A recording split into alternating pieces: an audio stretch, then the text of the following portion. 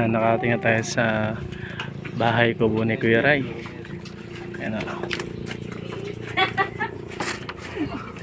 Na po, nagduyan na po yung Bebeng. Nagduyan-duyan na si Bebeng. Habang si Pete naghihintay na sa ice cream.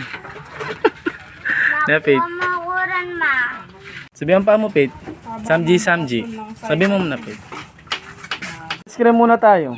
Yan. Ice cream muna tayo na. Ayan na. Panahon na ba ng ano?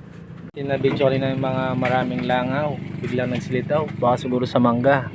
Iba-iba na ang ginawa naming paraan. Ayan. Iwagang muling, iwagang katol. May iwagang rosan. Uy, Nathan. May iwagang rosas din, Nathan. Ayan. Ayan, nag-ready na sila para sa Samji. May ano ka ba? Banding.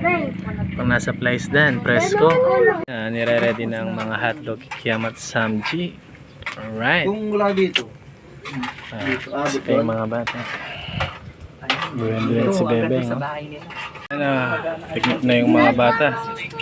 Hotdog yung kikiyam muna. Tapos yung kailangan natin, mababasa. Magkakasabaw pagkain natin. Samji.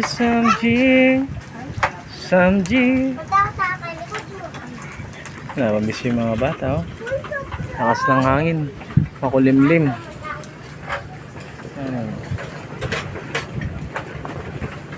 Dapat Ready na, oh. Kain na po tayo. Wala ka lang ngipin. Kain na. O magsasayag pa ako. Uy na yan. Ay, kadami pala. Sinita naman kung ka.